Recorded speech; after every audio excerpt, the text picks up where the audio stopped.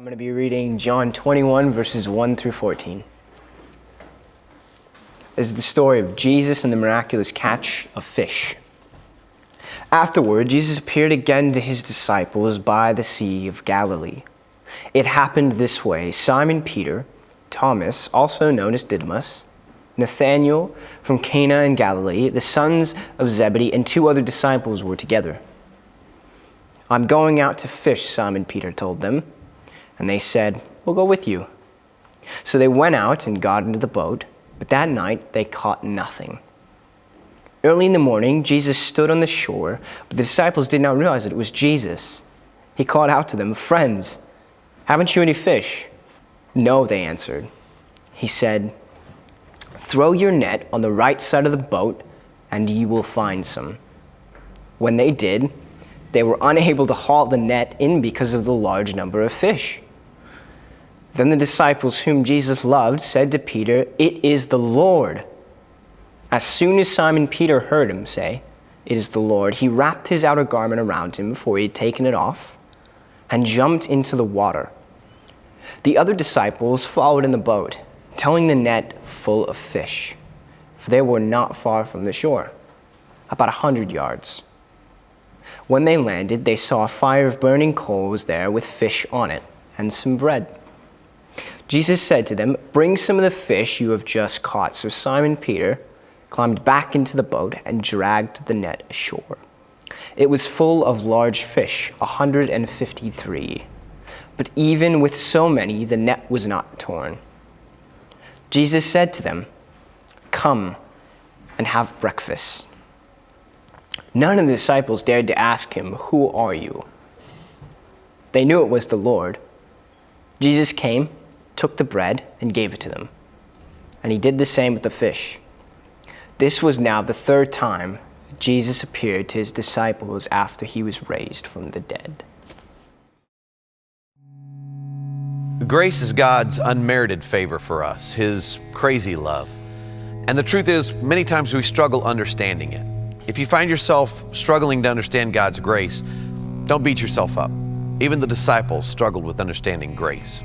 Jesus, is that you? You're alive. I can't believe you're alive. Okay, I was in the boat and I wasn't catching any fish, okay? But I heard this voice and the voice said, "Cast your net to the other side." And so I'm thinking, I'm a fisherman, I know what I'm doing, but I'm not catching any fish, you know? And so I throw that net over there and then a gaggle of fish pop into that net and I'm going, this is a total miracle. Who could have done that? I need to know who told me to throw the net to the other side. And boom, I look up and I mean, there is you. You're looking at me on the seashore going, "It is I, the Lord, and you're alive. I can't believe you're alive. This is awesome. Andrew, get out of the boat. Come on." Peter. Yeah. Do you love me? Yes, I love you. I love you. You're alive. This is so great. Good, then feed my sheep. Andrew, get out of the boat. Come on, man. It's him. Peter. Yeah. Do you love me? I love you, yes. And I'm so sorry about that rooster clucking. I had no idea what that meant, but I do now. I'm better for it, all right? Okay? Then feed my sheep. Andrew, I'm smiling, but I'm serious. Come on, get out of the boat. It's him. Peter. Yeah. Do you love me? Jesus, mere words cannot describe the passion that I have for you. I love you. You know everything. I love you. Good. Good. Then feed my sheep. I didn't even know you had livestock.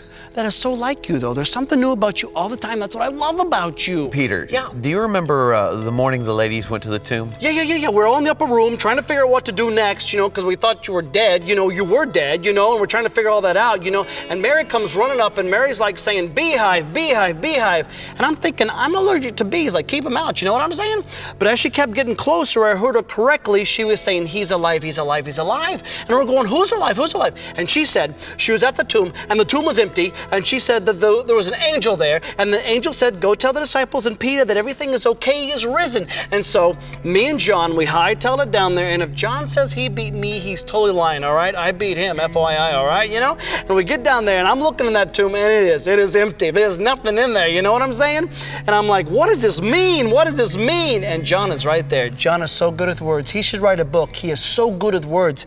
And John said, "Don't you get it, Peter? This is everything Jesus said he was going to do, and you did it, and it's done. Let's go. This is so great." Wait, Yeah. the angel said what? Go tell the disciples and Peter that everything is okay. He is risen. You've risen. Let's go. This He is said what? Go tell the disciples and Peter.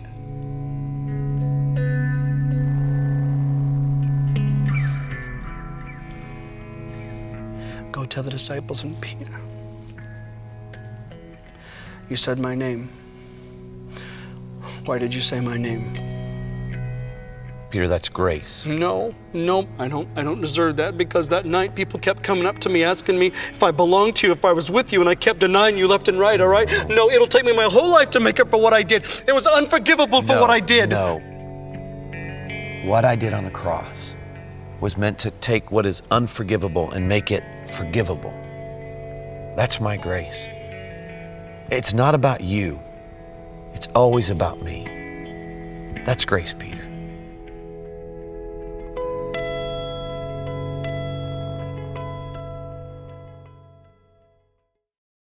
Hey, good morning, Oak Community Church.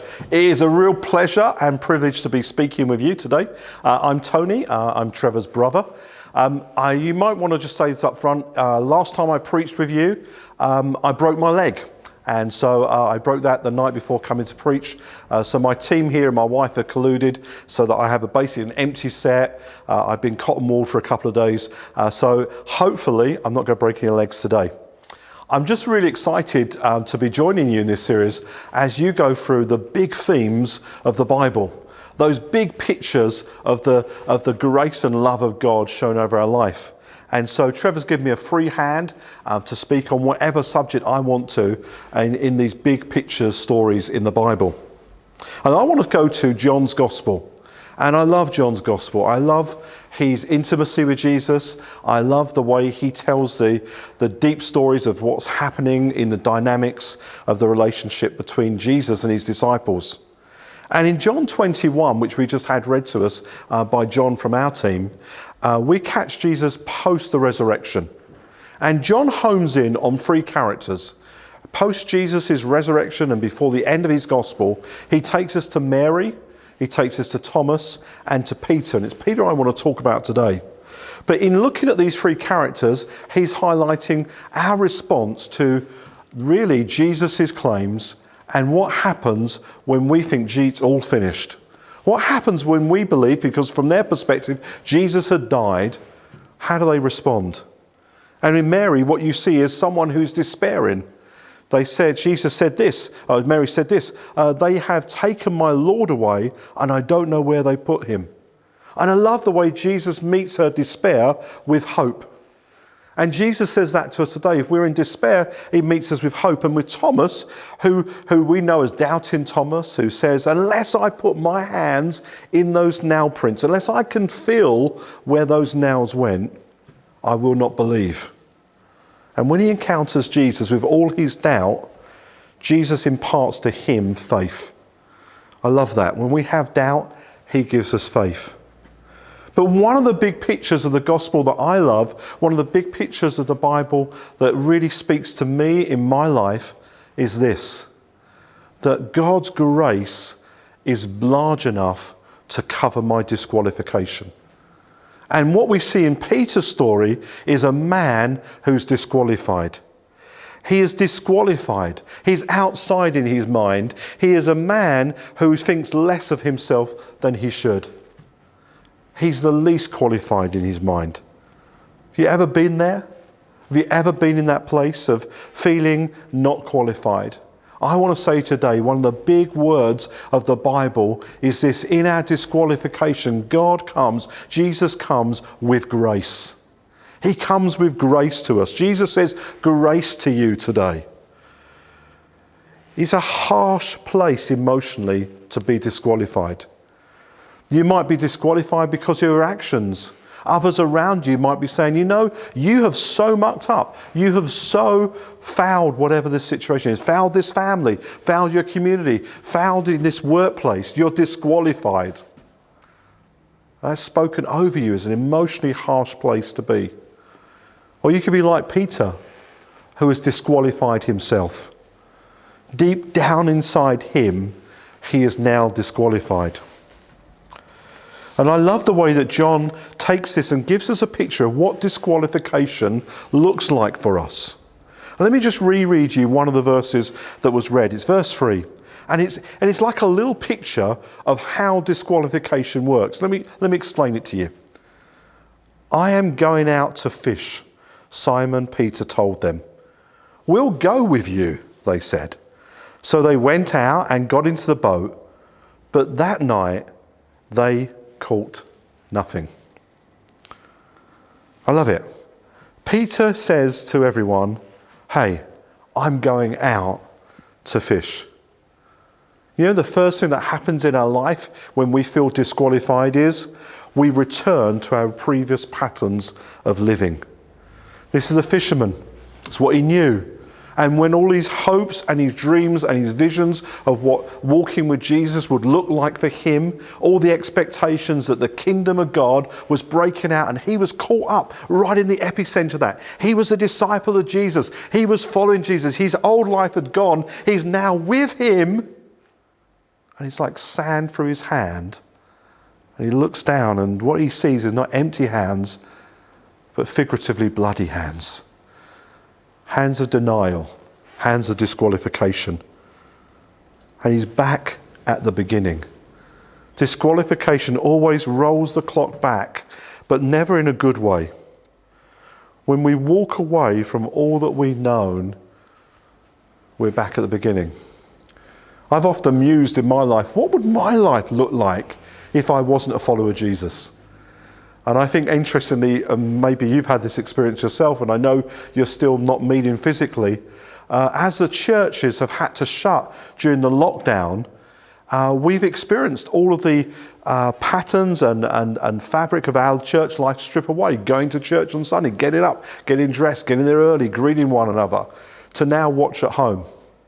And I would imagine if you're anything like my church, some of you today are sitting there in your boxer short eating nachos while watching church.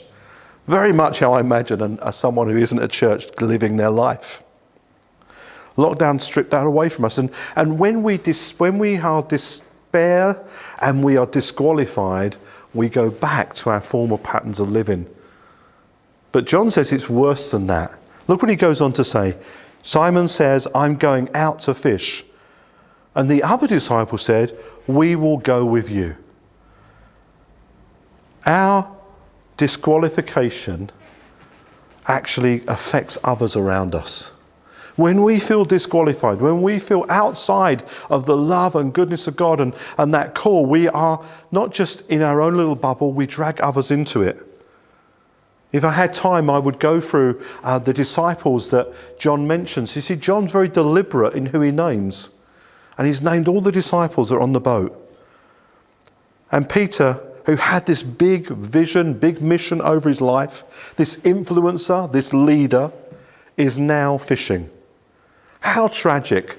The very man that Jesus says, "Peter, you will be fisher of men," is now a fisherman taking men onto the lake. A fisher of men, now a man gone fishing. And he's taken his friends. And I can imagine Peter's still Peter, and he's gone and said, "Hey, come fishing with me. This is a future for us now. We can stay together now, maybe. We can continue, but not quite the same." You see, that's what we try and do, isn't it? We try and keep the feel of the past, but we don't have the substance of it. And he says, "Come fish with me. Come join me in my disqualification."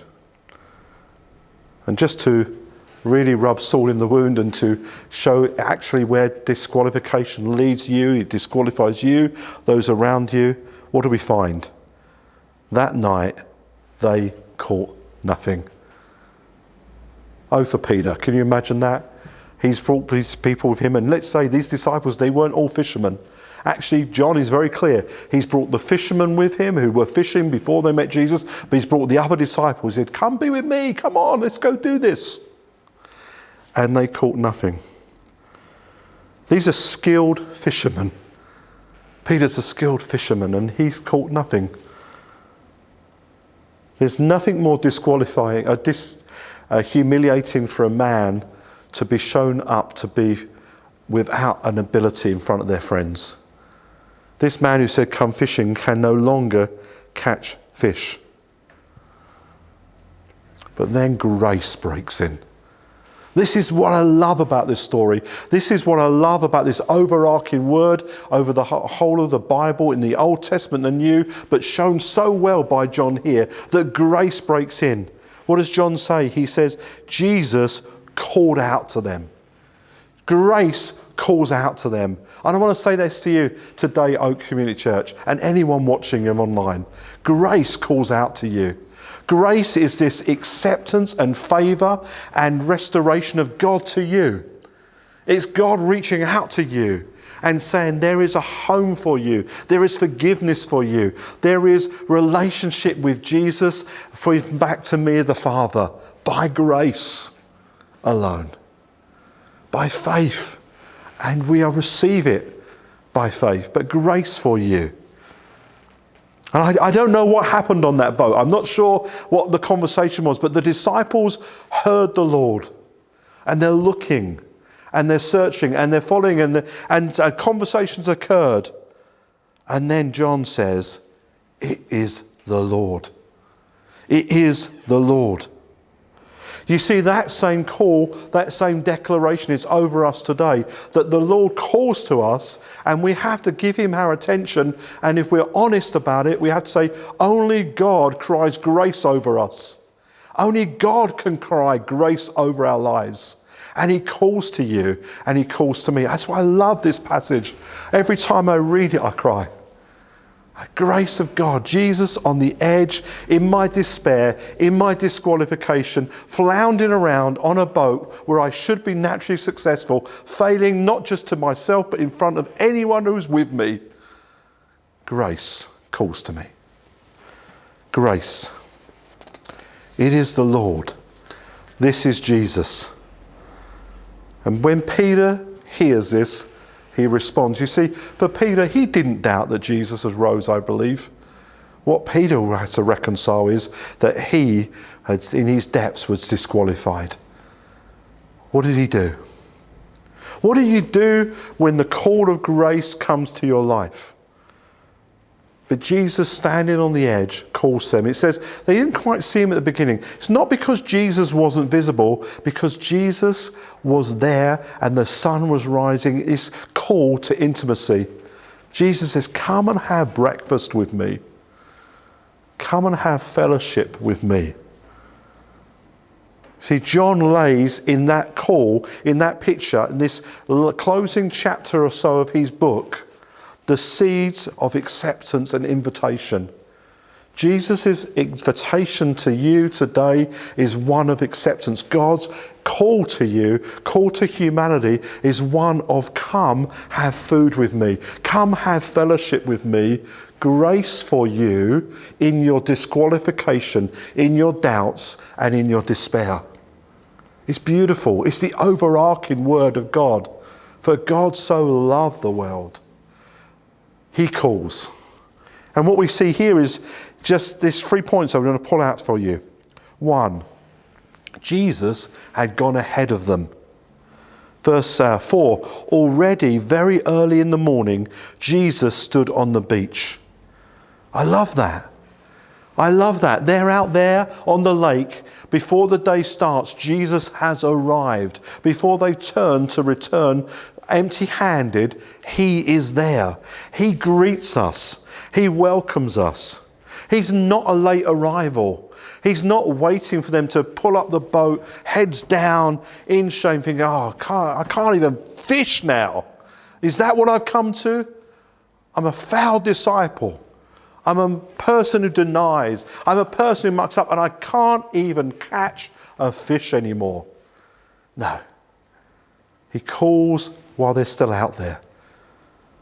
We know that they will catch some fish in a minute. He calls when the situation is able to turn around. He says, fish on the other side. Fish on the other side.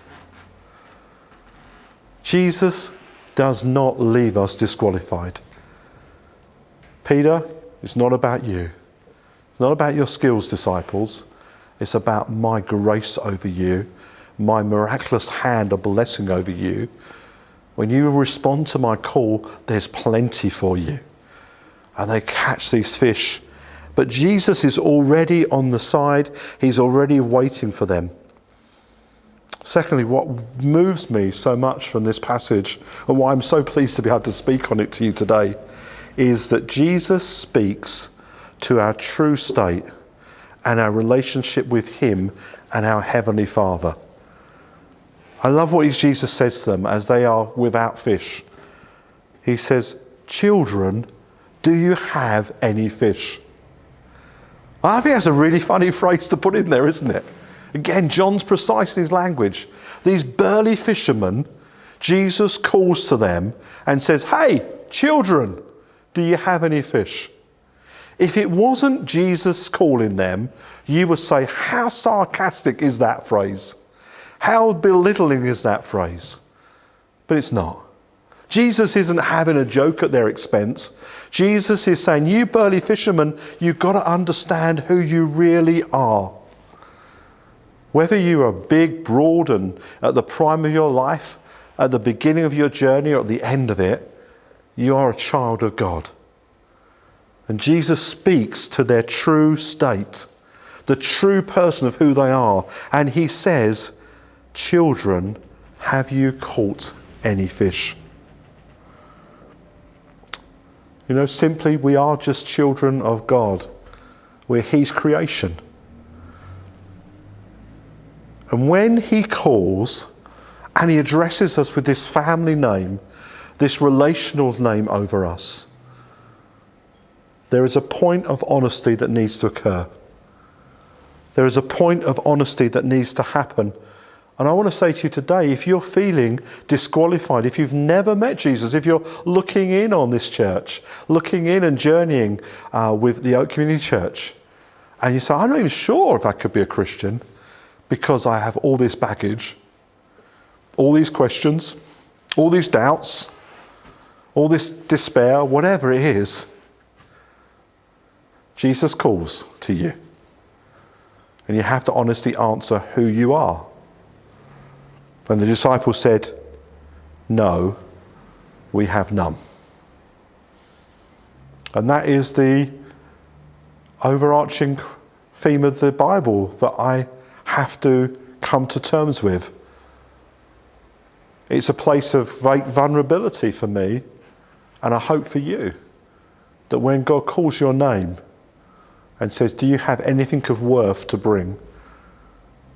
If you imagine heaven's gates behind me and God will say, hey, what are you bringing to get in here?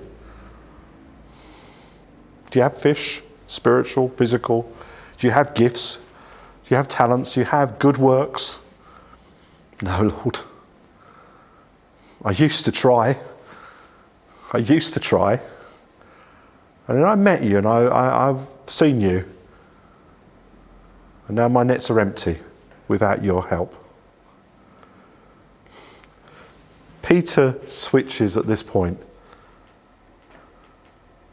And what we see is this lovely picture of grace that Jesus provides for us. Have you seen that in the passage? I don't know if you've missed it. We often focus on this great catch of fish, and it's meant to remind you of another time when the disciples were on a similar lake and they spent a similar amount of time at night not catching any fish. Jesus is reminding them that he is still the God who provides.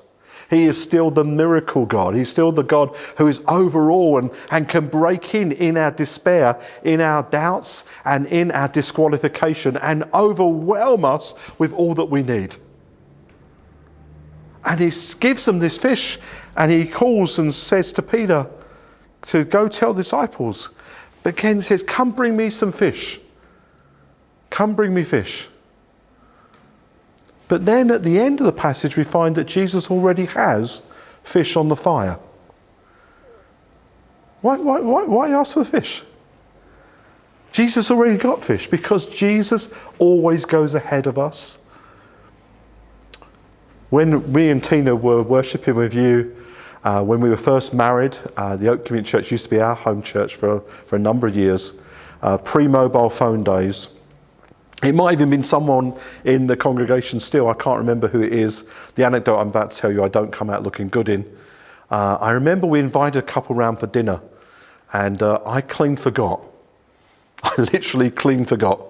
And there was no internet, there was no mobile phone. So I rock up probably half an hour, 40 minutes into the time that the couple arrived and dinner was being served. And I opened the door and I smelt the food, And instantly I remembered that a couple were coming for dinner. And I remembered that I was now late. And I come and go, "Hi guys!" And do you know what happened? There is not a task or a job that evening I would not be prepared to do. We needed some plates. "Don't worry, Tina, I'll go get the plates."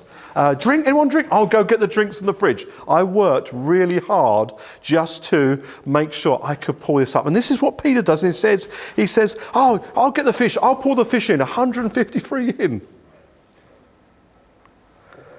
But grace says you don't need to work at it, Peter. The fish is already here.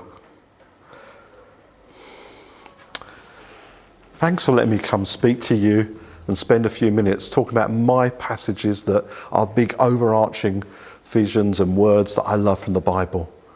Grace always meets our disqualification.